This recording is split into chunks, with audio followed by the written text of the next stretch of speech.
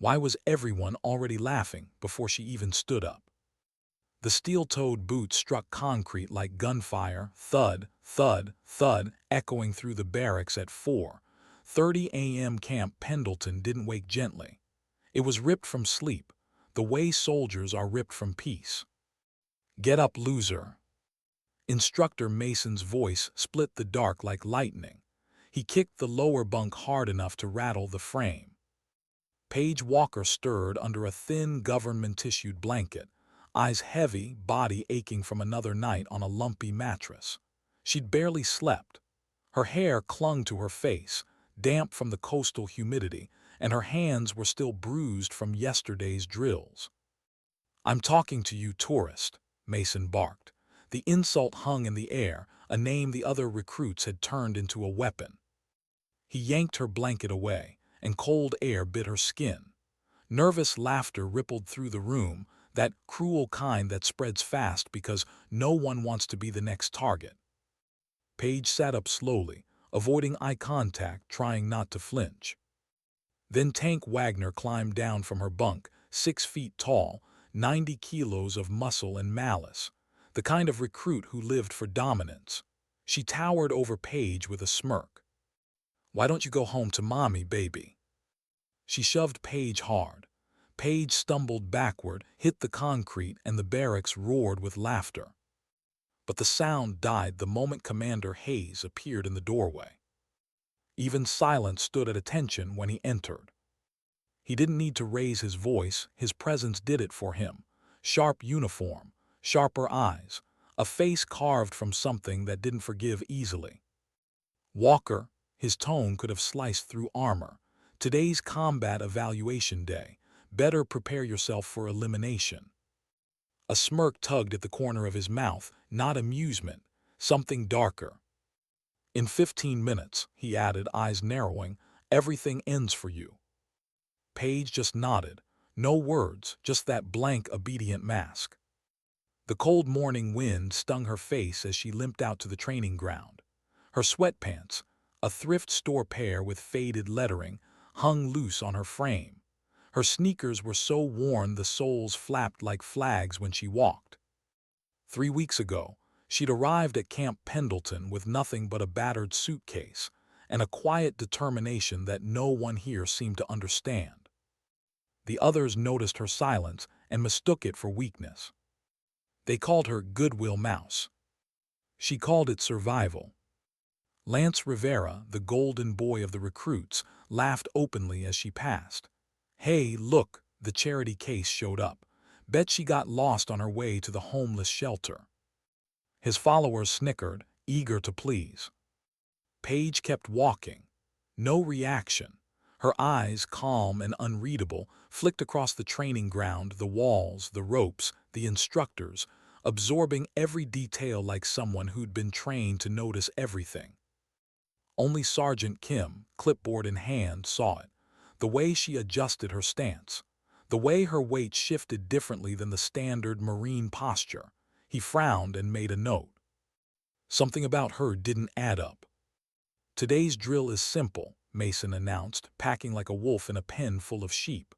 "One-on-one combat evaluation. Winner stays. Loser packs their bags." His grin turned predatory. "Walker, you're up first." Tank cracked her knuckles, stepping forward. "I'll take the tourist. Someone gotta put her out of her misery." The recruits formed a ring, cheering for blood. The air smelled like sweat and challenge. Hayes took a front row spot. His eyes locked on Paige, not with disdain. No, it was something else. Recognition, maybe, but he said nothing. Paige brushed her tangled hair behind her ear. A faint scar along her wrist caught the light, a thin, V-shaped mark too symmetrical to be an accident. Then she rolled her shoulders twice, like she'd done this before. Tank charged, a mountain of rage and strength. But Paige didn't dodge dramatically. She didn't swing back. She pivoted, a small step, a subtle shift. Tank's momentum carried her past, her fists hitting nothing but air. The crowd went wild, half laughing, half confused. Paige stayed calm, steady breathing, eyes tracking Tank's every move. The second attack came harder, a punch straight to her stomach. It landed. Paige doubled over, gasping, her body folding under the impact. Pathetic, Hayes called out, voice sharp, "Finish her." Tank smiled, drew back her fist for the knockout. But Paige moved first, a twist so fluid it looked rehearsed. Tank's punch cut through air. Her balance broke. Her own strength carried her forward, face first into the mat. The impact shook the ring. Silence. Then Mason forced a laugh. Lucky dodge. But Hayes wasn't laughing. His expression had gone still, cold, watchful. He leaned forward slightly. "Walker," he said quietly, "where did you say you were from?" "Nowhere special, sir. Just around." "Around, huh?" He tasted the word like poison. Paige walked away, shoulders tense, eyes down. The whisper of something unspoken trailed behind her. Lunchtime. The mess hall buzzed with noise, the clatter of trays, the bark of orders. Paige sat alone at the farthest table, eating scraps left behind by others. She didn't look up when Rivera swaggered over. "Hey, tourist," he said, tipping her tray with a single finger. Food spilled across the floor. "Oops, guess you'll have to lick it up like the dog you are." Laughter erupted again. Even some instructors looked away, pretending not to see. Paige knelt silent, collecting her food. The movement was precise, controlled, like someone used to operating under observation. Elena Cruz, the smallest recruit, barely 5 feet, slipped her a half-protein bar when no one was watching. A tiny act of kindness in a storm of cruelty. Paige didn't say thank you, just met her eyes, a silent acknowledgement that meant more than words. That afternoon, the crucible began. The infamous obstacle course of Camp Pendleton. Mud walls, barbed wire, rope climbs, designed to break both body and spirit. "Listen up," Hayes barked, packing in front of them. "This is where we separate Marines from tourists. Fail here and you're gone." His gaze found Paige again. "Some of you don't belong here. The crucible will prove it." The words hit harder than intended. They always do when they're personal. The strong recruits went first, Rivera, Tank, their crew, bounding over obstacles with practiced bravado. Then the middle pack, determined. Finally, Paige's group, the ones everyone had already given up on. She stood before the 12-foot wall. The boarding plank had been removed. Mason smirked. "Guess you'll have to do it the hard way, tourist." She jumped once, fingers barely brushed the top. Laughter. She jumped again, slipped. Blood on her hands. On the third try, something changed. She sprinted at an angle, her feet hitting the wall in quick rhythm, using her momentum to climb. Parkour style, not regulation, not Marine standard. But it worked. She rolled over the top and landed clean. Kim's pen moved faster across his clipboard. Hayes's jaw clenched. Next, the rope climb. 30 feet up. Paige's hands trembled, raw from the wall. She reached for the rope, instinctively wrapping it around her leg, a method only combat climbers use. Then stopped herself, deliberately fumbled, pretended ignorance. Halfway up, Tank grabbed the neighboring rope. Having trouble, tourist. She began shaking it violently. Paige's hand slipped, blood smeared the fibers. But she held, inch by inch she climbed. When she reached the top, Hayes was there, waiting. He leaned close, voice low enough for only her to hear. "You're bleeding all over my equipment," he said, "just like before." Paige froze. "Don't you know me?" he asked softly. "You look familiar, like someone who should be dead." Her eyes snapped to his. For a second the mask cracked, a flicker of something dangerous, then gone. "I don't know what you mean, sir." Hayes smiled, a predator's smile. "Don't you?" Then Mason's whistle cut through the moment. "Move it, Walker. Others are waiting." She started her descent, boots slipping on the slick rope. Halfway down, her hand lost grip. She fell. 15 feet, straight into the mud. The impact echoed, gasps all around.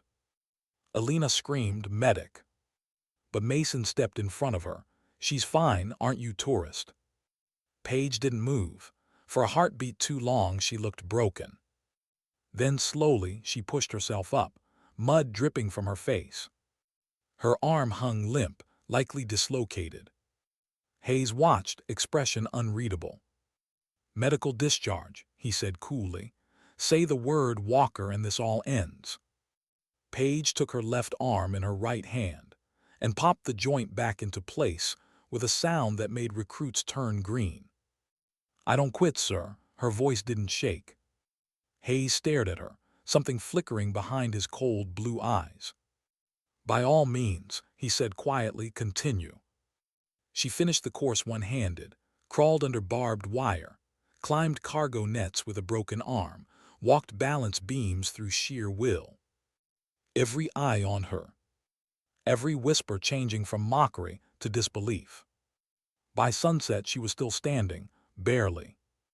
Her uniform shredded, her arms swollen, but her eyes, they burned.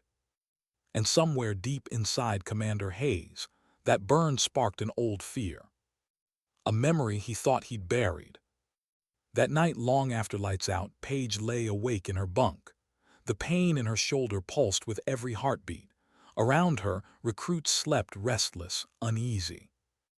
Alina whispered from the next bunk, "Why do you take it? The hazing, the abuse, it's not normal. It's like they want you gone." Paige stared at the ceiling, voice barely audible. "Sometimes," she said, "the best hunters pretend to be prey." Alina frowned. "What does that mean?" But Paige didn't answer. Outside, the ocean crashed against the California shore, a steady, haunting rhythm. At 300 hours, the door creaked open. A shadow slipped inside, silent, deliberate. Someone moved toward the lockers. Metal jingled softly, keys. Paige's eyes opened, just a sliver watching. Her breathing stayed even, controlled. The shadow didn't see her watching, didn't realize that the prey had already marked the predator. Tomorrow, everything would change. Because Paige Walker wasn't who they thought she was.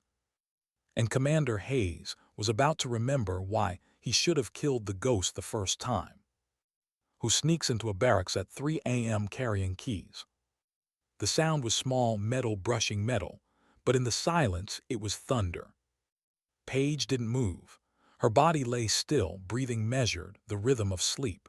But behind closed lids, her mind counted every step. 1, 2, 3. The shadow stopped by her bunk, then turned toward the lockers. She saw the faint reflection of a flashlight through half-closed eyes. Not searching, sabotaging. Whoever it was knew exactly which locker was hers. The keys rattled softly. A hinge squeaked. A whisper of fabric tearing, deliberate, slow, precise. Then silence again. The shadow slipped out as quietly as it came. Only then did Paige open her eyes fully. She didn't chase, not yet. The best way to catch a snake is to let it think it bit clean. Morning reveille came like an explosion of noise. Drills, boots slamming, barked orders. Paige rose with the others, every muscle aching, shoulder screaming. She didn't complain. Pain was camouflage. It hid what mattered, observation. When she reached the equipment room, Mason's voice was already waiting. "Walker." He pointed at the wreckage spread across the bench, her gear. Her rifle disassembled, firing pin gone. Body armor sliced in half. Boots filled with a sludge of sand and adhesive. "What the hell did you do to your gear?" he demanded. Paige froze. "Sir, I didn't." Hayes stepped out from behind him like a specter. Calm, controlled, too calm. "Carelessness with government property," he said, lifting the ruined armor. "Do you have any idea how much this costs taxpayers, recruit?" "Sir, someone else." Hayes stepped closer, invading her space. "Someone else what? You accusing your fellow Marines of sabotage." The recruits gathered like vultures circling a wound. Tanks smirked from the doorway. Lance Rivera actually laughed. Page held his stare for half a second too long, then looked down. "No excuse, sir. I take full responsibility." "Damn right you do," Mason growled. "You'll work this off for a month if you last that long." Page gathered her destroyed gear, quietly, efficiently. As she lifted one boot, something small clinked to the floor, an old challenge coin, dull with age. The emblem was a phoenix rising from flames. The number 7 etched into its tail. Her fingers closed around it fast, hiding it before anyone saw. Someone knew. Someone here remembered. That afternoon, Hayes assembled the recruits with unusual enthusiasm. "Listen up," he shouted, packing in front of the formation. "Today we're doing something special, live fire exercises in the woods." A murmur rippled through the ranks. Live fire wasn't part of boot camp, not for first phase recruits. Hayes's smile didn't reach his eyes. "This is where we separate the real Marines from the wannabes. Paintball rounds for most of you. Sim rounds for a lucky few. Non-lethal, but they'll sting." Page caught Sergeant Kim watching from the edge of the field, his clipboard absent this time, his face unreadable. Something was wrong. The trucks rolled out an hour later, engines growling, carrying 20 recruits into the dense California woods. Page sat near the back, Elena beside her, knuckles white around her rifle. The forest outside thickened, darker, quieter. This wasn't the normal training zone. The route veered toward a sector marked off-limits on base maps. Hayes rode in the lead vehicle, breaking protocol. That told Page everything she needed to know. Her right hand brushed the hidden coin in her pocket, the phoenix, a reminder of who she really was. Ghost 7. Dead on paper, alive for one reason only. The truck stopped. Out, Mason barked. Recruits spilled into the clearing, the air damp and cold. Hayes's voice cut through the murmur. "Rules are simple. Move through the woods to the checkpoint. Pop-up targets appear, hit them before they hit you." He paused. "Some of the targets will return fire." Nervous laughter, no one quite sure if he was joking. "Walker," Mason said, loud enough for all to hear, "you're with the washouts."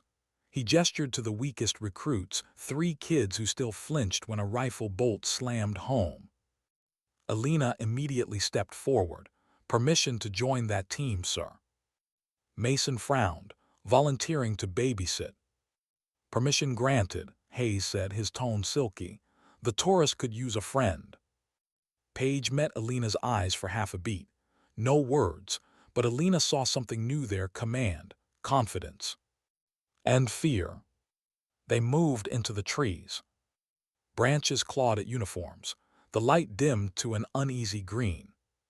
Page took point despite her injury. Her movements had changed, no longer hesitant, no longer clumsy. Elena noticed but said nothing. She just followed. The first pop-up target snapped into view 50 meters ahead. The male recruits in their group fired wildly, paintballs splattering trees. Elena managed to hit it on her third shot. Page didn't fire at all. "Walker, what the hell are you doing?" one hissed. "Shoot."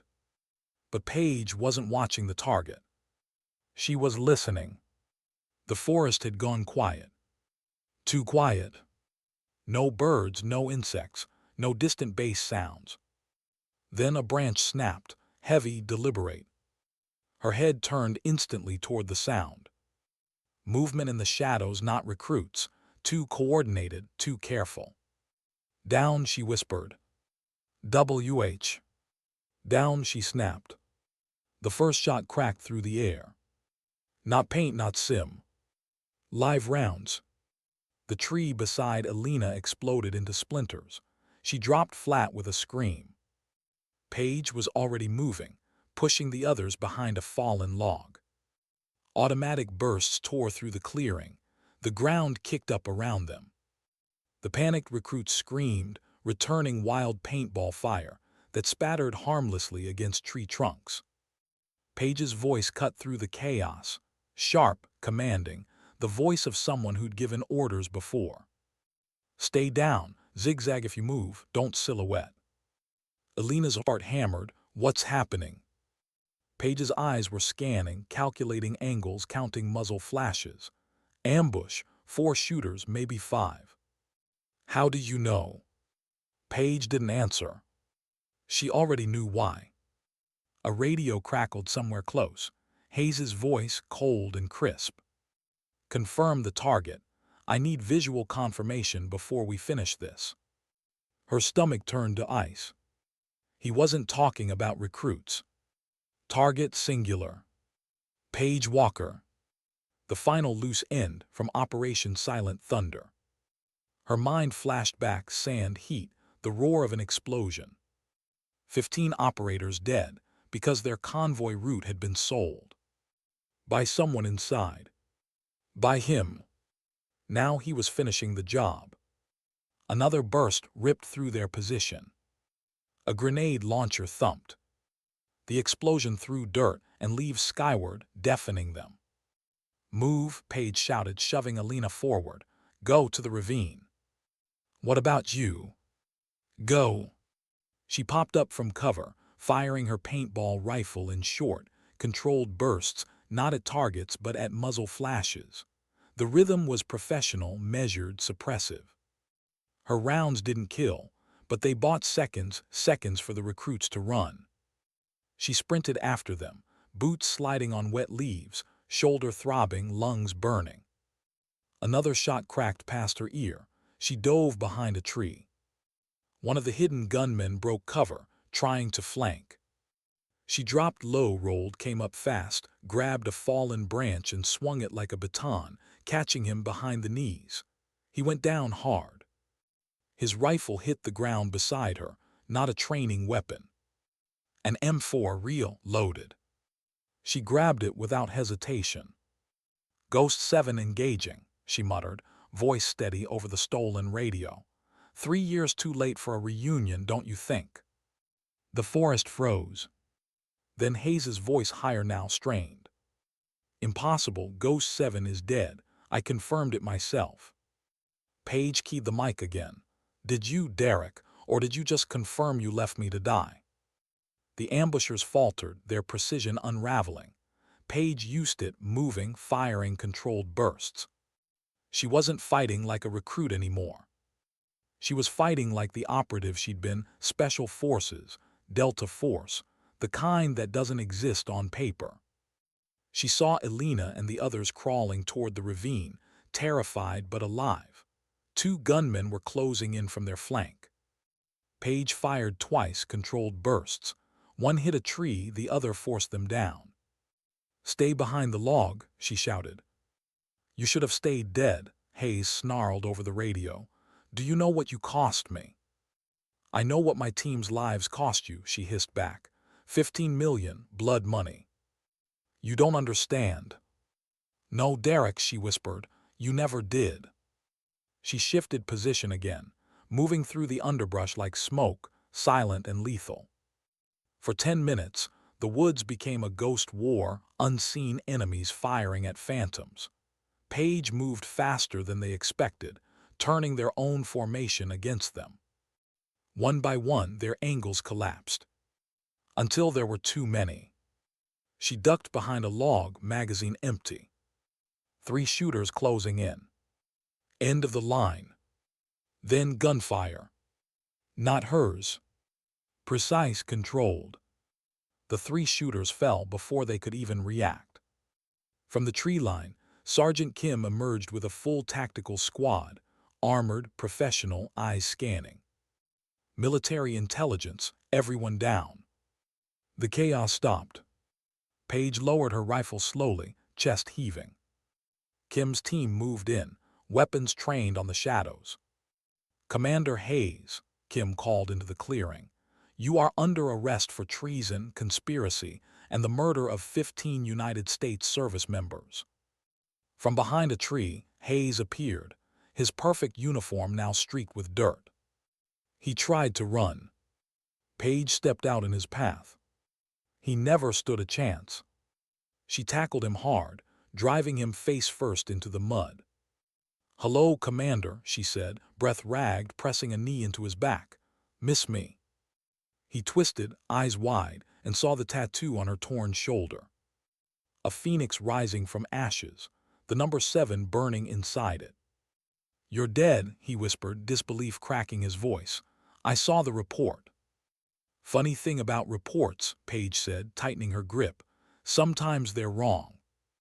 Kim's operators swarmed in, securing the area, cuffing the surviving mercenaries. Hayes screamed curses until Kim's boot pressed him silent. Paige didn't speak. She just stared down at the man who had destroyed her unit, the one who thought ghosts stayed buried. The forest was quiet again. Birds sang timidly. And for the first time in 3 years, Paige Walker allowed herself to breathe. Not freely, not yet, but alive. Alive enough for what came next. Because this was only the first layer of the truth. And deep down, she knew, Hayes wasn't smart enough to have done it alone. They said silence was golden. But in that forest, after the gunfire stopped, silence was justice, cold, heavy, and earned. The mercenaries lay face down in the dirt, cuffed and defeated. Hayes, once immaculate in his command uniform, now looked like what he really was, a man caught between the lies he built and the truth standing over him. Paige Walker Ghost 7 had him pinned to the ground. Mud streaked her face. Her arm hung useless at her side, but her eyes, they were steady, calm. He looked up at her through clenched teeth. "You're dead," he rasped. "I saw the report. KIA, Operation Silent Thunder, no survivors." She almost smiled. "Funny thing about reports," she said quietly. "Sometimes they lie." Kim's voice cut in, sharp and professional. "Commander Hayes, you are under arrest for treason, conspiracy, and the murder of 15 U.S. service members." Hayes thrashed once, but Kim's team was already on him, zip cuffs, muzzle down, protocol perfect. Paige released her hold and stepped back. For a moment, she just watched him. This man, this decorated officer who had smiled during her recruitment briefing, who had shaken her hand before sending her to die, now looked small. The predator stripped of its camouflage. And yet she didn't feel triumph. Only the faint, hollow ache that comes after years of rage finally find their target. Minutes later, the forest swarmed with personnel, MPs, medics, intelligence agents. The whir of helicopter blades filled the air, whipping leaves into a storm of sound. Colonel Morrison's chopper landed with command presence, the kind of landing that makes everyone stand straighter. He stepped out in full dress uniform, his face a mask of fury barely contained by protocol. He took in the scene. Wounded recruits, dead mercenaries, and Commander Hayes in restraints. "Sergeant Kim," Morrison called, voice rising above the rotor wash, "I want a full situation report. Now." Kim holstered his sidearm and approached, still covered in dust. "Sir, we've been conducting a joint operation with the Defense Intelligence Agency. Commander Hayes has been under investigation for 6 months, suspected of selling classified data tied to Operation Silent Thunder." Morrison's jaw tightened. Silent Thunder, he looked around the clearing. And the witness? Kim gestured toward Paige. She stood beside a fallen log, still catching her breath, uniform ripped, mud-caked, blood seeping through her sleeve. When Morrison's eyes found her, confusion flickered there, then disbelief. He stepped closer, slow, like a man seeing a ghost. "Walker," his voice cracked for the first time in years. Paige straightened, pain flared, but she held her posture. "Sir." Her left shoulder shifted, and the torn fabric revealed the tattoo, a phoenix rising from flame, the number 7 hidden in the tail feathers. The entire clearing fell silent. Even the rotor noise seemed to fade. Every soldier there knew what that symbol meant. Ghost 7, Delta Force, officially KIA 3 years ago. Morrison removed his hat slowly, eyes locked on the tattoo like it was a memory come to life. I briefed your memorial service, he said quietly. I presented your flag to your mother. I signed your death certificate. His voice hardened. Someone better explain to me right now how a dead operator is standing in my training field. Hayes tried to speak, his voice muffled by dirt. She's lying. Kim's boot pressed between his shoulders. You'll speak in interrogation, Commander. Paige lowered her eyes briefly. Sir, after the ambush, I was the only survivor. Her words were steady, but her voice carried the weight of 3 years buried alive. I spent 16 hours pinned under debris, listening to our attackers search bodies. I heard them speaking Pashto and English. She looked directly at Hayes. You're English. Morrison's face drained of color. You're saying. I'm saying he sold us out, Paige interrupted. Our route, extraction plan, everything. 15 operators dead because one man wanted to get rich. Hayes finally found his voice. She's delusional. This is an elaborate stunt she was never part of. Paige reached into her pocket, pulling out a battered recorder. You recognize this, Derek? He froze. She pressed play. Static, then a voice, his voice. Confirm the target. I need visual confirmation before we finish this. The sound filled the clearing. Then she pressed another button, a second recording, grainier, distant gunfire in the background. Package confirmed, eliminated, 15 KIA, no survivors, payment as agreed, Allahu Akbar. The last words hung like smoke. The silence that followed was suffocating. Several Marines stepped back, faces pale. Morrison's hands clenched into fists. Hayes tried to lunge, but Kim's men slammed him back into the dirt. Paige clicked the recorder off. That second one, she said softly, was pulled from an emergency beacon in my gear. DIA intercepted it 2 hours after the ambush. Morrison's voice was low, dangerous, and the DIA confirmed all this. They did, Kim answered. But to catch him, we needed him to act again. So they gave Walker a choice: stay dead, infiltrate his new command, and draw him out. She agreed, Kim added, glancing at her, knowing he'd try to finish the job. Morrison turned back to her. So you let him torment you, humiliate you, break you down. Paige nodded. To build his pattern, to prove intent. Every cruel word, every accident, every trap, all recorded. Morrison's throat worked once before he spoke. 3 years of silence. You could have walked away. I owed them, Paige said simply. Every name on those headstones. Someone had to finish what we started.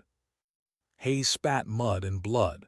You think you're some kind of hero. You think they'll thank you for this. You have no idea what's coming.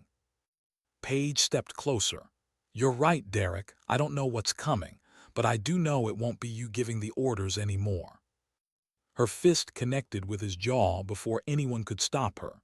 The sound cracked across the clearing like a gunshot. He dropped unconscious. That's for Kowalski, she said quietly. He was 19, wanted to be a teacher when he got out. No one reprimanded her. No one even looked away. Some justice doesn't need permission. As the medics treated the wounded recruits and MPs hauled Hayes toward the waiting chopper, Paige stood a few paces away from the chaos, hands trembling slightly. Elena limped toward her, shoulder wrapped from a grazing wound. You're not really one of us, are you? She said softly. Paige gave a faint, tired smile. No, not anymore. Elena swallowed. Then what are you? Paige looked toward the burning sunset above the tree line, the helicopter's blades scattering light like broken glass. A reminder, she said, that monsters wear medals, and sometimes the only way to hunt them is from inside their cage. Back at base, the news spread faster than wildfire. The recruits, the same ones who mocked her, now avoided her like a living ghost. Tank Wagner couldn't even meet her eyes. Rivera walked with his head down, silent for once. The barracks were quiet that night, too quiet. No laughter, no jokes, just the sound of one truth settling in. They hadn't just bullied a weak recruit. They'd helped a traitor try to kill a hero. The next morning, Colonel Morrison assembled every recruit, every instructor, and every officer on the parade ground. The early light caught the edges of uniforms, medals, faces too young to understand what they'd witnessed. Paige stood to the side, her arm in a sling, eyes shadowed by fatigue. Morrison's voice carried across the field. Yesterday, this camp was the site of treason, corruption, and attempted murder. That ends today. He gestured toward Paige. Sergeant First Class Paige Walker, Delta Force, officially killed in action 3 years ago, is alive. She exposed that corruption at great personal cost. A ripple of disbelief moved through the ranks. Tank's jaw dropped, Rivera's eyes welled. Morrison continued, "Let this be a lesson to every one of you. Strength without honor is weakness. Power without integrity is rot. Remember that." He turned to Paige. "Anything to add, Sergeant?" She hesitated, then stepped forward, her voice carrying with quiet strength. "You all wanted to be warriors," she said. "That's what we tell ourselves when we put on a uniform, but warriors fight for something greater than ego." She let her gaze sweep over them. "Some of you laughed while I bled. Some of you followed orders without question. You did what you were told because it was easier, because it felt safe." She paused, voice soft but cutting. "But you never asked if what you were told was right." A hush fell. Even Mason, the once brash instructor, looked away. "This," she continued, gesturing toward the training ground, "is where that ends. We build soldiers here, not bullies. If you can't tell the difference, you don't belong in uniform." Then she stepped back, dismissed. Later, in the quiet of the infirmary, Alina found her sitting on a cot, staring at her arm, the shoulder bandaged, the tattoo visible. "You could have died," Alina whispered. "You almost did." Paige didn't look up. "Would have been easier the second time." "Why do it? Why let them treat you like that?" Paige finally met her eyes. "Because sometimes the only way to expose a predator is to make yourself the perfect prey." Alina shook her head, tears threatening. "That's not fair." Paige smiled faintly. "War never is." Outside, the California wind carried the smell of salt and sand. The ocean roared, constant and uncaring. Paige watched from the window as Hayes's helicopter lifted off toward a military detention facility. His figure barely visible through the window, bound, head down, defeated. But deep down, she knew this wasn't over. Men like Hayes never acted alone. And ghosts don't rise from ashes unless something else is still burning. Later that night, she found the coin again, the phoenix marked with a 7. She turned it over in her hand, staring at the faint engraving on the back. A single word etched deep into the metal. Rattlesnake. A place she hadn't heard of in 3 years. A place where everything had started. She felt the chill settle in her bones, not from fear, but from understanding. Hayes was only the beginning. And somewhere out there, another ghost was waiting. The human mind has a way of protecting itself. It buries things, pain, guilt, truth, deep enough that you start to believe they never existed. But ghosts don't stay buried. And as the days passed after the ambush in the woods, Paige Walker began to understand that the war wasn't over. It had just changed battlefields. Military intelligence transformed Camp Pendleton overnight. Fences went up around the training fields. Barracks were sealed off. Every file, every encrypted drive from Hayes's office was seized and cataloged. Recruits whispered theories. Some called her a hero. Others called her a curse. Paige didn't correct them. She had bigger ghosts to chase. Inside a windowless briefing room, she sat across from Colonel Morrison. Her right arm still in a sling, a glass of water untouched before her. The table between them was covered in evidence bags, flash drives, maps, shredded notes recovered from Hayes's quarters. Morrison rubbed his temples. Walker, I've spent 30 years in uniform. I've seen corruption, politics, and ambition, but I have never seen something like this. Hayes had friends everywhere: logistics, intelligence, recruitment. He wasn't working alone. Page's voice was quiet but unshakable. He never did. Kim stood beside the colonel, arms folded. We traced his transactions through shell accounts, offshore laundering, private contractors, fake NGOs, all of it tied to the same network that sold out Operation Silent Thunder. Page's gaze lifted. So who's behind it? Kim hesitated. We don't know, but Hayes's encrypted logs mention a code name Ghost 6. The air seemed to leave the room. Page sat back slowly, heart suddenly heavy. That name wasn't random. Ghost 6 was real. He'd been her teammate, Staff Sergeant Miguel Rodriguez. Communications and intel analysis. Her friend, her brother in arms.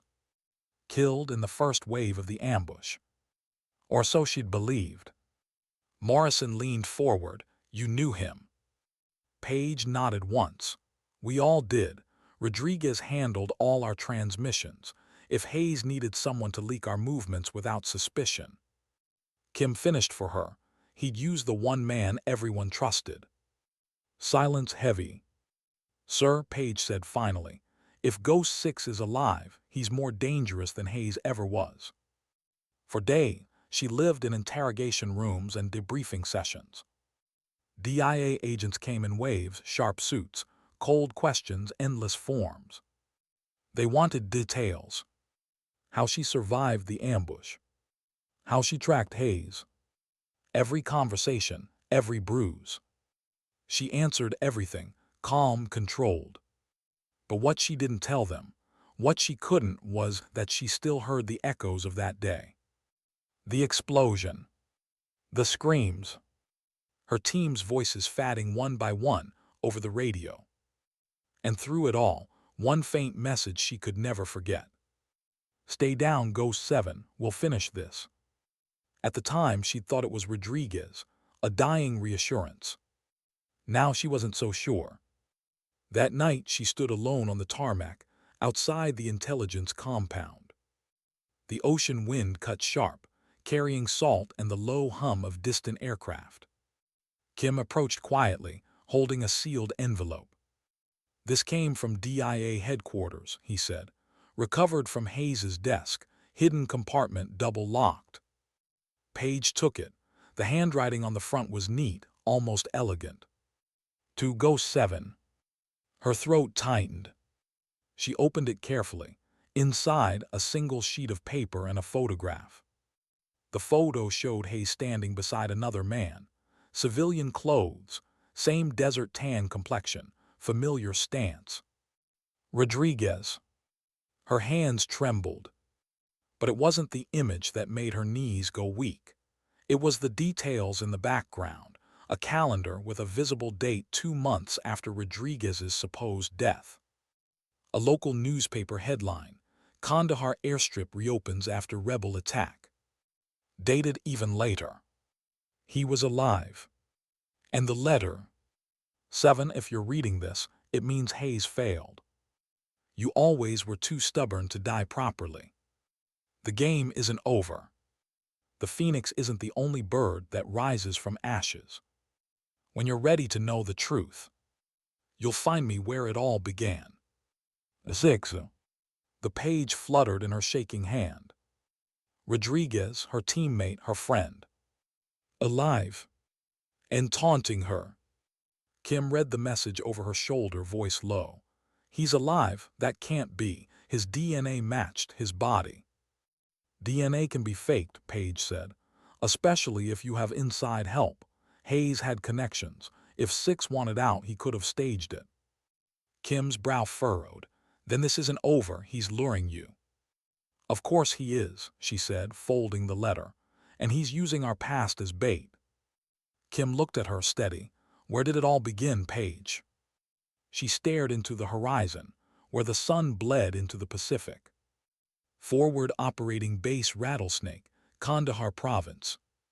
The words tasted like ash. That was where Silent Thunder had launched from, where her team had lived, laughed, and died. If Rodriguez was there, then everything she thought she'd buried was waiting. 2 weeks later, the investigation at Pendleton wound down. Hayes was gone, transferred to a maximum security military prison in Leavenworth. Morrison's face had aged a decade in those 2 weeks. He called Page into his office one last time. "You've done enough," he said quietly. "You don't owe the service another minute." Page stood at attention. "Sir, with respect, I'm not done." Morrison sighed, studying her. "You've been legally dead for 3 years. You could walk away right now, take your pension, vanish, live a quiet life." Page smiled faintly. "I tried that once, didn't take." He almost smiled back. "You going after 6?" She didn't answer. She didn't have to. Morrison exhaled. "You won't be doing it alone." He nodded toward the door. Kim was waiting there, plain clothes, a worn duffel bag slung over his shoulder. "DIA's authorized a joint operation," Morrison said. "Unofficial, off-record. You two go dark until this is over." Page saluted. "Yes, sir." Morrison returned it slower. "Good hunting, Ghost 7, and Walker." "Sir." "Don't die again. Once was enough." They left before dawn. Kim drove a nondescript SUV through the early California fog, the base receding behind them. Page stared out the window as the sun broke through, painting the sky in gold and crimson. Camp Pendleton would move on. The recruits would train under new leadership. And maybe, just maybe, the place that had broken so many spirits could start building them instead. But for her, the road led somewhere else. She touched the Phoenix coin in her pocket. The metal was warm, almost alive. Aboard the flight to Kabul, the hum of engines filled the silence between her and Kim. He finally spoke. "You ever wonder why you survived that ambush, Page?" She turned her head slightly. "All the time. I've read your report. 16 hours under wreckage. No water, no medevac, no backup. Most people wouldn't have made it." "Most people weren't angry enough," she said. He studied her for a long moment. "You think you're ready to face him?" She met his gaze, eyes steady. "I'm not ready, I'm just done running." Kim nodded, leaning back. "That'll have to be enough." Outside the window, the world fell away, cities, deserts, oceans, until there was only sky. Back in Washington, files moved quietly across desks. Operation Silent Thunder. Ghost 6. Ghost 7. Names whispered behind closed doors. And somewhere in the endless bureaucracy of classified corridors, someone stamped a file REACTIVATED. In Afghanistan, the air was different. Hotter, thinner. The kind of air that carried both history and ghosts. Forward Operating Base Rattlesnake had been abandoned years ago, reclaimed by sand and silence. But as Page stepped off the helicopter, boots sinking into the dust, she could feel it, the weight of memory pressing down. The last time she'd stood here, her team was alive. Laughing, planning, trusting each other. Now it was just ruins and wind. Kim joined her, scanning the horizon with binoculars. No signs of activity. If 6 wanted to meet here, he's not showing yet. Page didn't respond. She crouched near the old command post, brushed sand from a faded symbol painted on the concrete. The emblem of her old unit, the Ghosts. She whispered, "We came here as brothers, we left as bones." The words caught on the wind and disappeared into the dunes. Kim glanced at her. "You okay?" "No," she said, "but that's normal." They set up camp inside the skeletal remains of the old barracks. The night fell quickly. Desert nights always did, one moment blinding light, the next total darkness. Kim dozed lightly near the comm gear. Page sat alone, staring at the photo again, Hayes and Rodriguez, smiling. 2 men who had once been her family. Her hand brushed the recorder on the table, the same one that had captured Hayes's betrayal. She flipped it on, listening to the faint hum of static. No words, just the echo of a battlefield long gone. She closed her eyes. The memories came back. The explosion, the blood, the sandstorm that followed. And then, a voice she hadn't thought of in years. Rodriguez. Hey, Walker, when this is over, we're hitting the coast. You're buying. Not a chance, she'd said, laughing. Yeah, you'll owe me one day. He said it as a joke. Now it felt like a prophecy. A distant sound cut through the memory, faint, metallic, rhythmic. Kim sat up instantly, hand going to his sidearm. You hear that? Paige nodded, already grabbing her rifle. Footsteps outside. 2 sets, maybe 3. The shadows shifted at the entrance. Paige raised her weapon. Who's there? A voice answered from the dark, smooth, familiar, and cold. You always were punctual, 7. Her stomach turned to ice. She knew that voice. Rodriguez. Ghost 6. Alive. Some reunions don't need words. Just silence. And the sound of a gun's safety clicking off. The shadow in the doorway didn't move. Neither did Paige. Her rifle was steady, her breathing was. Behind her, Kim stayed low, silent, eyes scanning the entrance. The moonlight caught the man's face at last. Older, bearded. But the eyes were the same, sharp, alive, familiar in a way that hurt. Rodriguez. Ghost 6. He smiled, slow and deliberate. You can put that down, Paige, he said, voice calm. If I wanted you dead, I'd have done it an hour ago. Paige didn't move. You were always overconfident, Miguel. He chuckled softly. And you were always predictable. Kim's voice cut in from behind her. Keep your hands where I can see them. Rodriguez lifted them, palms open. Relax, Agent Kim. You think I came all this way to die in a ruin? Paige's voice was low, cold. Why did you come? To talk. Talk, her finger hovered near the trigger. You vanished, Miguel, left us to die. Hayes sold us out, but you gave him the map.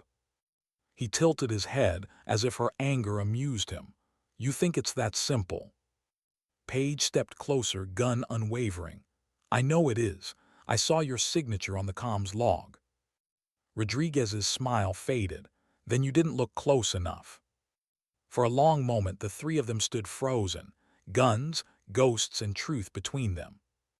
Then slowly, Rodriguez sat down on a broken crate, hands still visible. You remember the ambush, he said quietly, but do you remember what happened 12 hours before it? Paige's jaw clenched. We were prepping for extraction, orders from command. From Hayes. Yeah. And who gave him those orders? She hesitated. Central Command. Rodriguez shook his head. No, orders came from higher, untraceable relay. Hayes wasn't the top. He was middle management, expendable. Kim frowned. Then who was pulling the strings? Rodriguez's eyes found Paige's. You ever wonder why our unit didn't exist on paper? Why the files said Ghost Division was experimental, unacknowledged? Paige didn't answer. She didn't have to. He continued. Silent Thunder wasn't a mission. It was a test, a stress experiment on loyalty under compromised command. We were the control group. They wanted to see if soldiers would follow orders that made no sense. Kim's voice dropped. You're saying it was deliberate. They let your team die to study behavior. Rodriguez nodded slowly. And Hayes was paid to make sure we didn't come back. But he paused, the words catching. I was supposed to survive, to deliver the after-action report. Paige's voice hardened. You could have warned us. I tried, he said. The night before the ambush, I sent an encoded message, told you to change the route. I never got it. He sighed, rubbing his forehead. Because Hayes intercepted it. He deleted it and replaced it with his version. By the time I realized it was too late. The wind howled through the shattered windows. Kim stepped forward cautiously. If what you're saying is true, why not come back? Why fake your death? Rodriguez's eyes flicked toward him. You think I had a choice? The second Hayes reported the mission failed, the cleanup teams moved in. DIA blacklisted every name. Anyone who might have known the truth was erased. I was lucky to slip out alive. Lucky, Paige said bitterly. You left us, you left me. He looked at her for a long, quiet moment. I didn't leave you, Paige, I buried you. Her breath caught. I saw the wreckage, I saw your body under that debris. No pulse, no movement, I had to call it. I had to make it believable or they'd know I'd gone rogue. Paige lowered her weapon slightly. So what, Miguel? You just disappeared, hid while everyone else burned. He stood slowly. I didn't hide, I hunted. For 3 years I've been tracking the people behind Silent Thunder. Hayes was just one link. There are more contractors, politicians, black ops financiers, the kind of men who profit from ghost wars. Kim's voice sharpened. Then why reveal yourself now? Rodriguez met Paige's eyes again. Because you're the only one left who can finish this. For a moment, all Paige could hear was her heartbeat. 3 years of rage, guilt, nightmares, all leading to this moment. You think I'll help you, she said finally, after what you did. Rodriguez's jaw tightened. I didn't come here for forgiveness, Paige. I came because this doesn't end with Hayes. The people who built Silent Thunder are still active, and they're planning another operation. Kim frowned. Where? Rodriguez hesitated. Pakistan. Operation Iron Veil. They're targeting a neutral satellite base, data relay hub for multiple allied forces. If it goes down, every regional defense network collapses for 12 hours. Enough time for chaos. Paige's eyes narrowed. And you know this how? Rodriguez pulled a drive from his pocket and slid it across the table. Because I built the encryption that hides their traffic. I was the one who designed the COM protocol. I thought it was for counter-terror intel. Paige stared at the drive. And now it's being used to take down allies. He nodded, unless we stop it. Kim picked up the drive carefully. I can't authorize anything without clearance. We're already off the books. Rodriguez smiled faintly. You think clearance still exists for something like this? Paige spoke quietly.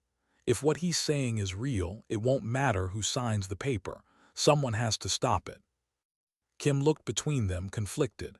You want me to believe this man a ghost, a traitor, a dead operative because he brought a flash drive? Rodriguez's expression darkened. Believe what you want, but by the time your superiors finish arguing jurisdiction, the base in Quetta will be ash. He turned to Paige again. You used to understand that. You used to know when to act without orders.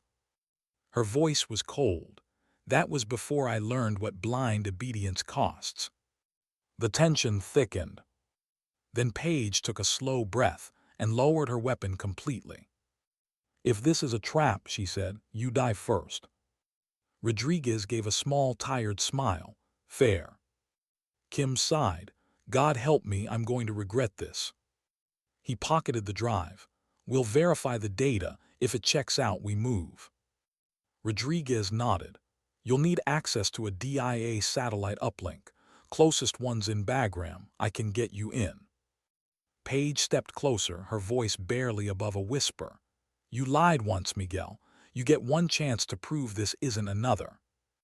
He met her gaze, eyes raw, regretful. You think I don't live with it? Every night I see their faces. I see you buried in the dirt.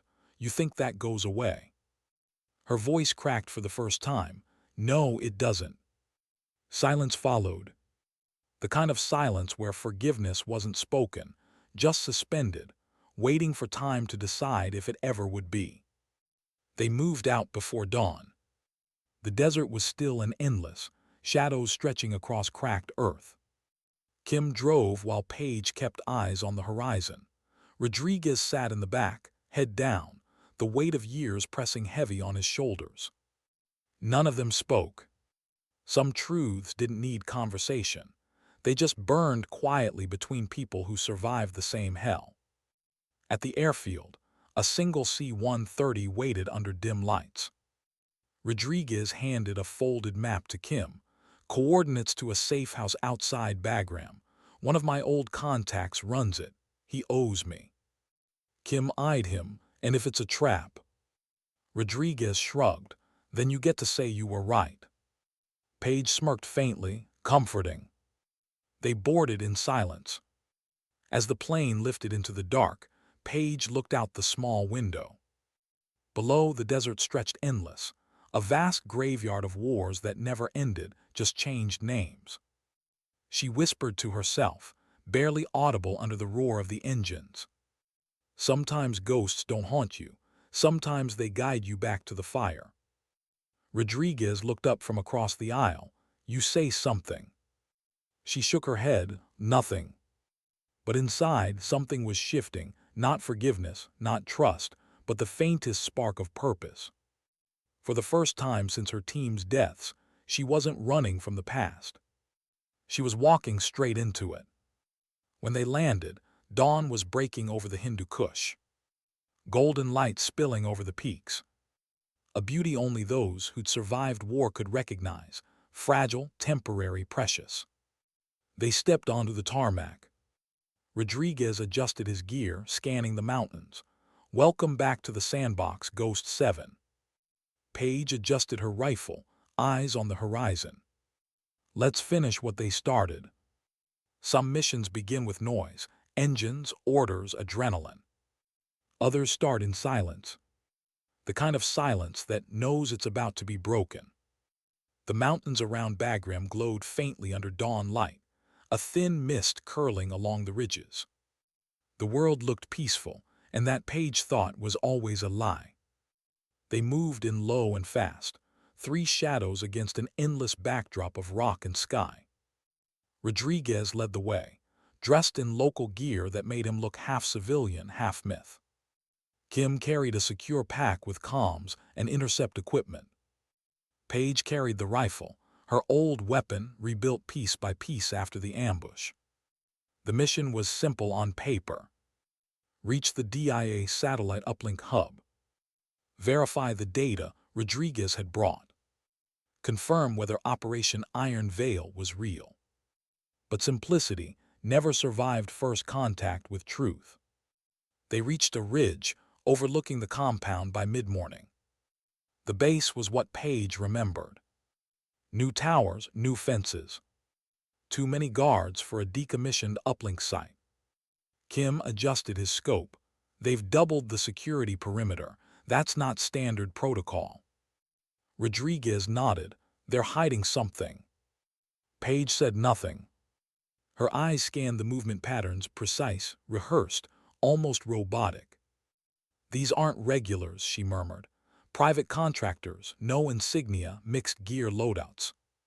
Kim frowned. Who's paying them? Rodriguez's jaw tightened.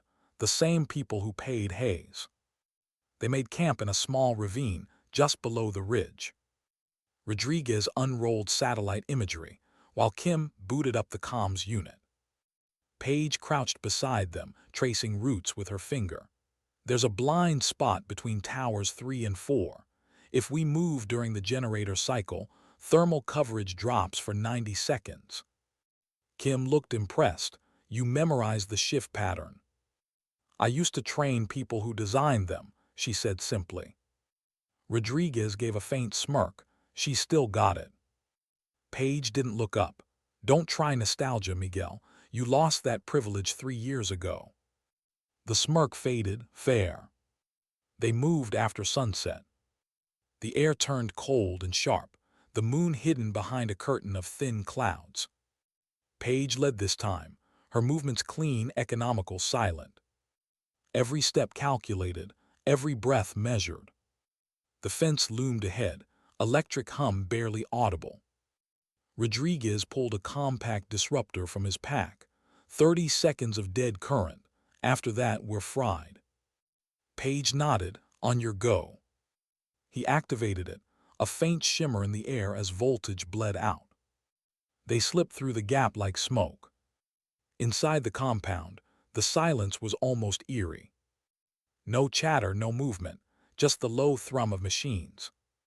Rows of antenna arrays pointed skyward, blinking with coded rhythm, silent witnesses to a network that never slept. Kim whispered, "Server room should be through there." Paige took point, sweeping corners. Every nerve screamed caution. The corridor opened into a wide operations bay, glowing monitors, racks of hardware, a wall of screens showing satellite telemetry. Rodriguez moved straight to a console. "I'll patch in here, keep watch." Paige positioned herself near the entrance, weapon ready. Kim stood beside Rodriguez, helping him access the uplink terminal. The screens flickered, then stabilized, lines of encrypted code spilling across them. Rodriguez muttered, "Come on, come on." Then his face changed. Paige noticed instantly. "What?" He hesitated. "This system's not just running Iron Veil traffic. It's rerouting DIA comms. Someone been piggybacking every classified satellite relay for months." Kim frowned. "You mean?" Rodriguez interrupted. "Someone inside DIA is feeding live intel to the same network that funded Hayes. They know everything: agent locations, troop movements, satellite rotations." Paige's stomach dropped. "Then they already know we're here." The lights went red. Sirens wailed. Rodriguez cursed. "Tripwire protocol. They've got motion sensors tied to internal uplink access." "Can you kill it?" Paige barked. Too late. The door burst open. Armed men flooded in, black uniforms, night vision visors, unmarked rifles. Paige dropped the first one with a burst. Kim dove for cover, returning fire. Rodriguez yanked the drive from the console and dove behind a terminal. Rounds tore through screens, sparks spraying. "Go," Paige shouted. They ran. The corridor became a tunnel of chaos, alarms screaming, boots pounding, gunfire echoing. They ducked into a maintenance shaft, sliding down into darkness. Rodriguez hit the ground first, rolling to break the fall. "This way." Paige landed hard, pain shooting through her shoulder, but she kept moving. Kim followed, clutching the pack tight. "We need an exit." Rodriguez pointed toward a faint glow ahead. "Service tunnel leads to the drainage culvert." They sprinted, feet splashing through shallow water. Behind them, shouts grew louder. A grenade clattered into the tunnel. "Down!" Paige shoved them forward, diving flat as the blast roared, hot air and grit slamming into her back. Her ears rang, vision blurred, but she kept crawling. Rodriguez reached the grate first, kicked it open. Cold night air rushed in. They spilled out into the open, lungs heaving, faces streaked with dust and blood. Above them, searchlights swept the terrain. Paige raised her rifle, fired at the tower spotlight. The bulb shattered, plunging them into partial darkness. "Go, go, go," Kim shouted. They ran toward the rocks. When they finally stopped, half a mile out, the sirens were distant again, just a faint hum carried by wind. Kim collapsed behind a boulder, panting. "Jesus, they knew we were coming." Paige nodded grimly. "Which means the leak is higher than we thought." Rodriguez plugged the drive into his portable decryptor, hands shaking slightly. "I got enough data before the alarm tripped. This proves Iron Veil is real." Paige wiped blood from her cheek. "Can we trace the network?" He nodded slowly. "I can, but—" "But what?" Rodriguez hesitated. "The encryption key used to unlock the uplink, it wasn't mine. It came from an active DIA field account." Kim froze. "Whose?" Rodriguez glanced at him, then back at Paige. "Yours," he said quietly. The world seemed to stop. Paige blinked. "What did you just say?" Rodriguez held up the tablet, a string of code visible on screen. Each encryption key is tagged by origin. The uplink registered an active key belonging to Special Agent Daniel Kim. Kim stepped back. That's impossible. My credentials were revoked when we went dark. Paige raised her weapon slightly, instincts warring with disbelief. Miguel, you sure about that? Rodriguez nodded grimly. 100%. Kim's voice rose. You think I'm working with them? You think I staged an ambush on myself? Paige's grip tightened. I don't think anything, I'm asking questions. He glared at her. You've been burned before, Paige. Don't start seeing ghosts everywhere. Her tone was ice. That's the thing about ghosts, Kim. They're usually real. The standoff hung heavy. 3 guns, 3 histories, 3 broken loyalties. Rodriguez finally broke it. Enough. If they spoofed his ID, it means the breach runs deeper. They're watching all of us. Fighting each other helps them. Paige lowered her weapon slowly. Then we move now, before they send drones. Kim nodded, still furious but professional. We head north, find shelter. Rodriguez packed the gear. I know a place, Old NATO checkpoint 30 clicks out. They moved through the night in silence. The stars overhead were bright and cold, 1,000 eyes watching from eternity. Paige's mind churned. Could Kim be compromised? Could Rodriguez be manipulating both of them? Or was this all just another test in an experiment she never escaped from? By dawn, they reached the checkpoint, a crumbling outpost overlooking the valley. Paige collapsed against the wall, exhaustion finally catching her. Kim sat opposite, hands trembling slightly. Rodriguez stood by the window, scanning the horizon. Then he said quietly, "They'll come for us." Paige looked up. "Then we make them regret it." Hours passed. They fortified the checkpoint, rigging tripwires, calibrating sensors, preparing for what they all knew was inevitable. As the sun set, painting the mountains in gold and blood, Paige caught her reflection in a cracked mirror, eyes hardened, face scarred but still standing. She whispered, "You wanted to see what a ghost can do. Now you will." That night, they worked in near darkness, as Rodriguez decrypted the drive fully. Lines of code turned into words. Words turned into coordinates. And then a name. Iron Veil Command, Director H. Morrison. Paige froze. Her voice was barely audible. "No, that's not possible." Kim leaned closer, eyes wide. "Colonel Morrison." Rodriguez nodded grimly. "Your base commander, the one who sent you here, he's the director of Iron Veil." The silence was absolute. Paige's heart hammered.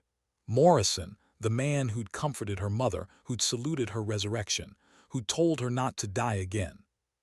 He wasn't the end of her story. He was the architect of it. Paige stood slowly, fists clenched. "We go back," she said. Kim shook his head. "Paige, he's DIA command level. You can't just—" "I'm not asking for permission," she said. "I'm taking back what he stole." Rodriguez stared at her. "You sure about this?" She looked out at the dark horizon. "I've been sure since the day I crawled out of that crater." Her voice was calm now. Cold. Resolved. "Tomorrow we end Iron Veil. Some truths don't come with explosions. They arrive in whispers, quiet, certain, and impossible to unhear." Colonel Morrison. Paige had once saluted him with respect. Trusted him. Believed him. He'd been the one constant in a world built on secrets. The man who told her that loyalty was sacred, that orders were everything. Now he was the enemy. The man behind Iron Veil. The checkpoint fell silent after the revelation. Rodriguez closed the laptop slowly, as if afraid the truth might detonate. Kim just sat there, staring into the dark, disbelief painted across his face. Paige stood by the window, eyes on the horizon. Her voice was quiet, the kind of quiet that came before storms. "He trained us to follow, to obey, to never question why. Kim finally spoke. We don't know his motive. Maybe it's a frame-up. Page turned sharply. You heard the encryption chain. That was his clearance signature, ghost-level authorization. No one could fake that. Rodriguez nodded grimly. The only way to confirm it is to get inside his command center, DIA outpost in Al Dafra. That's where Iron Veil operations are coordinated. Kim rubbed his temples. You're suggesting breaking into a black site guarded by 2 layers of special security clearance. Rodriguez smiled faintly. Exactly. Page didn't smile back. We do it quiet, fast, clean. Her tone left no room for debate. They moved that night, 3 ghosts crossing borders that didn't exist on paper. A borrowed jeep. Forged credentials. Satellite pings erased before anyone could trace them. By the second night, they reached the outskirts of Al Dafra base. It was a fortress, fences of razor wire, motion sensors, armored gates, and a security tower that never slept. Rodriguez studied it through binoculars. They rebuilt since I was last here. Access points are tighter. Kim was checking his comms jammer. How many guards? Too many to fight, Page said, but we're not fighting. Her gaze moved toward the airfield, 2 hangars, and a maintenance tunnel connecting to the main structure. We go through there. Rodriguez frowned. That's fuel storage if we're caught. We won't be, she said. We'll be smoke before they even see us. They infiltrated under the new moon. The desert wind howled low, masking their footsteps. The sand bit at their faces as they moved. Page led crouched deliberate, a ghost reborn. They reached the hangar perimeter, 2 guards. Kim signaled, left mine, right yours. Page nodded. In perfect sync, 2 silent takedowns. No sound, no struggle, just stillness. Rodriguez dragged the bodies out of view. We're clear. They slipped into the maintenance tunnel. It smelled of fuel and rust, narrow walls and stale air. Page's flashlight flickered. Power lines are active, he's in there. How can you tell? Kim asked. She glanced at the faint hum in the walls. Because he wants to be found. They reached the inner bulkhead, reinforced steel with biometric locks. Rodriguez knelt, unpacking a bypass kit. Give me 60 seconds. Kim kept watch, rifle raised. You really think Morrison's running this alone? Page's voice came from the shadows. No one runs anything alone, but he's the root. The lock clicked green. The door slid open. They entered the command center. Rows of screens lit the darkness, data feeds, live satellite imagery, encryption nodes, global tracking grids. And in the center, sitting calmly behind a desk, was Colonel Morrison. Uniform perfect. Expression unreadable. Like he'd been waiting for them. He didn't flinch. Didn't reach for a weapon. Page, he said softly, you finally made it. Her rifle stayed raised. You knew I would. He nodded once. Of course, I trained you for this. Kim stepped beside her. End of the line, Colonel. We have enough evidence to bury you. Morrison smiled faintly. Evidence? Against what exactly? Rodriguez slammed the decrypted drive onto the table. Iron Veil. Covert manipulation of allied data streams. Selling information to private bidders. Framing your own soldiers as test subjects. Morrison regarded him almost kindly. Ah, Miguel, I always admired your intelligence. Shame you never understood context. Page's voice cut through. You murdered my team. Morrison's gaze shifted to her, soft, almost paternal.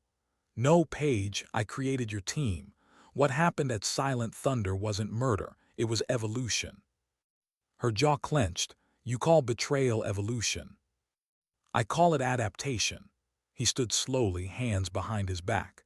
You think the world still runs on loyalty, on flags. It runs on control. Information is the new weapon, and soldiers like you ghosts are the ones who carry it. Rodriguez spat. You're insane. Morrison's tone didn't change. Insane or realistic, every empire survives by rewriting the rules before anyone else realizes they've changed. He looked at Paige again. You, of all people, should understand. You survived because you stopped following orders. Paige's voice was low.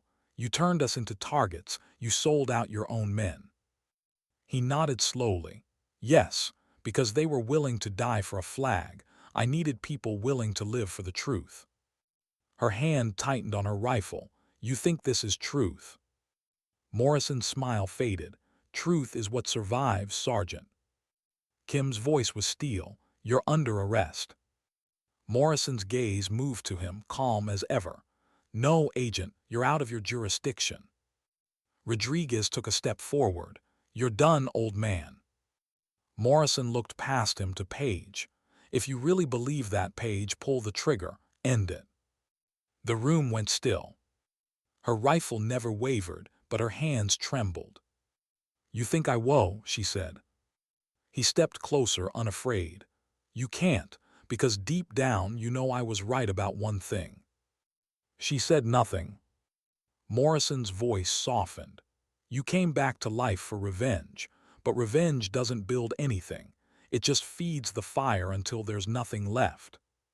Her breath hitched. He continued, you want justice, but justice in our world doesn't exist, only leverage, and right now you have none. Rodriguez raised his weapon. She's not the one without leverage. Morrison's tone didn't change. Aren't I? Do you think I'd keep all this data here without contingencies? The moment you accessed Iron Veil, a failsafe went live. Every name, every operation tied to this project broadcast to multiple nodes worldwide. Kim's voice hardened. You're bluffing. Morrison met his gaze. Try me. Paige looked around, the monitors shifting. Files copying themselves, encrypted packets transmitting in real time. Paige, Rodriguez said urgently, we have to stop it. She fired at the main console, sparks burst. Screens shattered, but it was too late. Morrison smiled faintly. See, evolution. Kim lunged, slamming Morrison against the wall. You think this buys you time. You just signed your own execution. Morrison didn't struggle. Perhaps, but I've already written the next chapter. And Paige, he looked at her again, eyes almost sorrowful, you're the one who'll finish it. She raised her rifle again. Morrison, she said softly, you trained me to follow orders. Yes. But you forgot what happens when ghosts stop listening. The shot echoed through the command room, one, clean, perfect. Morrison fell back, eyes wide, a red bloom spreading across his chest. He slid down the wall, exhaling once. You finally learned, he whispered. Then he was still. Rodriguez moved to the console, typing fast. He wasn't lying. The data's already outbound. I can stop some, not all. Kim checked Morrison's pulse. Gone. What's left? Rodriguez's hands flew. 3 files, locations, code names, targets. Paige crouched beside him. Show me. He turned the screen. Each file bore a familiar symbol, the Phoenix. Each marked with a number. Ghost 8, Ghost 9, Ghost 10. Rodriguez looked up slowly. He wasn't just building a project, he was building a new division. Paige's eyes darkened, and now they're loose. Kim cursed, we need to wipe this before it spreads. Rodriguez nodded. We can't, not from here, the uplink's dead, we'll need an airborne relay. Paige stood, staring down at Morrison's body. Then we take this global, she said. No more shadows. They loaded the data drive, burned the remaining hardware, and moved before reinforcements arrived. Outside, dawn painted the sky crimson, a fitting color for endings. Rodriguez looked back once at the smoking compound. You did what had to be done. Paige's voice was quiet. He made us all ghosts, but maybe it's time we stopped haunting. Kim adjusted his gear. Then what now? She looked toward the horizon, where sunlight met sand. We finish it, every last trace of Iron Veil. Her voice broke slightly, for the ones who never got the chance. They disappeared into the rising light, 3 figures swallowed by the desert, carrying the last secrets of a dying empire. But somewhere far from that place, a secure server blinked to life. Encrypted data. Coordinates. A single directive, Ghost Protocol restart. And the world shifted, quietly toward the next storm. They say when a mission ends, you come home. But what if home is the battlefield that never stopped breathing? The desert was behind them, yet it followed in the grit of their clothes, the ringing in their ears, the silence between heartbeats. Page, Kim, and Rodriguez traveled under false call signs, crossing borders no map dared mark. 3 fugitives. 3 soldiers. 3 ghosts carrying the truth of Iron Veil. Everywhere they stopped, they found echoes, rumors of movement, black sites going dark, servers wiped clean. Someone was cleaning house. Someone who knew Morrison was dead. Rodriguez studied the decrypted fragments night after night. One phrase kept repeating, burned into every data string. Initiate Ghost Continuum. It wasn't just a continuation. It was succession. Iron Veil wasn't dying. It was evolving. 2 weeks later, they reached a safe house in Baku, concrete, cold, windowless. Paige barely spoke. Her mind was a storm. Morrison's face. Hayes's betrayal. Rodriguez's half-truths. All blending into a single, unbearable thought. Maybe the ghosts were never just soldiers. Maybe they were an idea. Kim sat across from her at a metal table, a small laptop open between them. He looked exhausted, dark circles under his eyes, hands still bandaged from the firefight. I sent the last batch to Washington, he said. Encrypted drop. If anyone there still believes in justice, they'll follow the trail. Paige looked up slowly, and if they do, then we go public. Rodriguez entered quietly, holding a shortwave transmitter. We might not get the chance. Someone's broadcasting our location. Paige's grip tightened on her sidearm. How long? Hours, Rodriguez said, maybe less. Kim exhaled. Then we finish it here. They worked fast, data drive, comm intercepts, transmission bursts. The safe house became a war room. Screens glowed with live coordinates, signals tracing to Eastern Europe, South Asia, the Pacific. Rodriguez pointed at a cluster of dots on the map. That's them, the remaining Ghost Division prototypes, 8, 9, 10, operating independently. Paige's voice was calm. Targets. Not yet, but they're mobilizing. Whoever took Morrison's place is sending them after us. Kim cursed softly, full circle. Paige holstered her rifle. Then we don't wait for the storm, we become it. Hours later, the night shattered. A single drone streaked overhead, silent, black, predatory. Then came the first impact. The explosion ripped through the side of the building, throwing Kim and Rodriguez to the ground. Dust, fire. Screams swallowed by thunder. Paige dragged Rodriguez behind a concrete pillar, coughing through smoke. Move, she shouted. Another blast hit the far wall, precision-guided, not random. They were being painted. Rodriguez shouted over the chaos. They're not here to kill, they're here to erase. Kim grabbed his radio, switching frequencies. Command relay, abort strike, friendly presence. Static, then a voice answered. Cold female. This is Ghost 9. You are no longer friendly. Paige froze. The voice was familiar, calm, trained, efficient. Orders from Continuum, the voice continued. Terminate residuals, purge the old line. Paige whispered, they replaced us. The next blast tore the roof apart. They escaped through the rubble, into the freezing wind of the Caspian night. Bullets followed, sharp, clinical, without emotion. Rodriguez fired back blindly. They're flanking. Kim ducked behind a rusted car. We can't outrun drones. Paige's eyes caught a flicker of light down the street, an abandoned train yard, metal cars stretching into darkness. She pointed there. They sprinted, bodies aching, lungs burning. The drone circled overhead, laser sight cutting through dust. Rodriguez tossed a flare grenade. It exploded bright red, washing the yard in smoke. "Go," he shouted. "I'll jam its link." Rodriguez, Paige started. He shook his head. "I got this, 7, don't argue." She hesitated, then ran. He knelt in the open, transmitter in hand, eyes locked on the drone's shimmer. It dove. He smiled once, the same half-smile he used to wear on missions. Then light swallowed him. The explosion hit like a scream.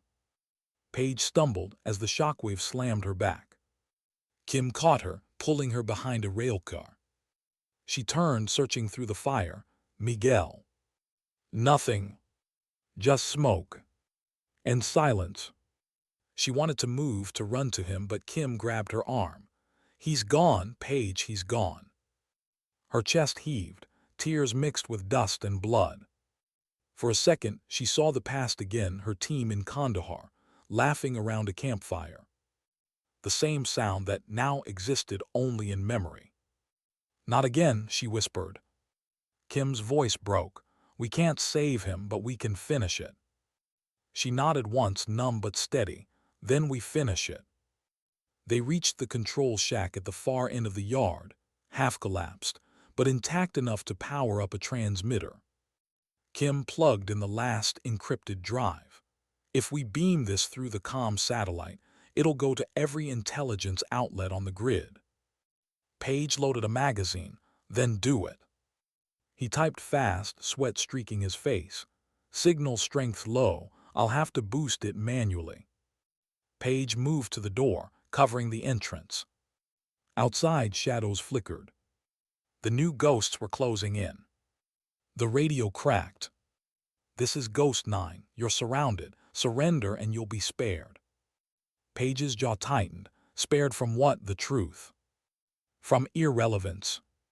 The voice paused, calm, clinical. "You were the prototype, 7, but the future doesn't need conscience." Paige looked at Kim. "Send it." He hit enter. The transmitter glowed, energy pulsing through its circuits, data flowing skyward like fire. Outside, footsteps approached. Precision. Perfect formation. Paige braced her rifle. "How long?" Kim's voice trembled. 40 seconds. "Then I'll give you 40. The first ghost entered, smooth, silent, flawless. A young woman, expressionless behind mirrored goggles. Paige fired once, a clean center hit. The woman dropped without sound. Another came from the flank. Paige ducked, rolled, returned fire. The air filled with muzzle flash and chaos, old ghosts against new. Kim shouted, 20 seconds. Paige reloaded, hands shaking. "Keep it alive." A burst hit her side, armor cracked, pain seared. She stayed up. 10 seconds. She turned to see the last ghost, tall, precise, rifle raised, walking toward her through the smoke. Paige's rifle jammed. She drew her sidearm. The younger woman spoke, voice cold, mechanical. "Why fight? You're obsolete." Paige steadied her aim. "Then call me history." She fired. The shot echoed, final, absolute. Then silence again. Kim's voice broke through the static. "Signal sent, it's done." Paige slumped against the wall, blood staining her uniform. The hum of the transmitter faded into quiet. Kim tore a strip from his sleeve, pressing it to her wound. "Stay with me, Paige." She managed a faint smile. "You ever notice how every time we finish something, it starts again?" He swallowed. "We exposed them, that's what matters." She shook her head weakly. "No, what matters is what comes after." Outside, the first sirens began to rise, local response units, maybe, or something else. It didn't matter. The truth was out. The ghosts were done hiding. Hours later, the world changed quietly. Encrypted networks went dark. Accounts vanished. Unmarked jets were grounded mid-flight. News anchors used words like leak and conspiracy. Governments denied. But the public already knew. Iron Veil was no longer a myth. It was a wound. In a military hospital outside Tbilisi, a nurse walked into a dim recovery room. Only one patient inside, female, 30s, multiple shrapnel wounds, no listed unit. The nurse adjusted the monitor. Heart rate steady. Pulse strong. Paige opened her eyes slowly. The nurse smiled. "You're lucky, miss. You were found near the train yard. Someone dragged you out before the fire spread." "Someone?" Paige whispered. The nurse nodded, didn't see his face, said to tell you ghosts don't die quietly. Then he disappeared. Paige's breath caught. Rodriguez. Alive. Or maybe not. Maybe ghosts really didn't die quietly. Weeks later, she stood alone on a pier overlooking the Black Sea. The wind was cold, sharp, alive. A simple envelope sat in her hand, unmarked, sealed. Inside, a new identification card. New name. New life. Kim's doing. A way to vanish. She looked out across the endless water. For the first time in years, she didn't feel anger.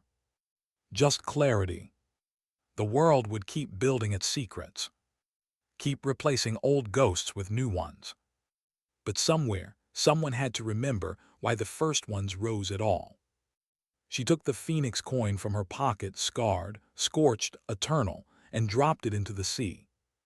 It vanished beneath the waves, catching one last glint of light before sinking. Voiceover softly fades. They mocked her once. They buried her twice. But she never stayed down. Because ghosts don't haunt. They remind. Paige Walker turned away from the water, her silhouette swallowed by the dawn. The world would never know her story. But somewhere deep in classified archives, a final line would remain untouched, unedited, unburied. Ghost 7 status, mission complete.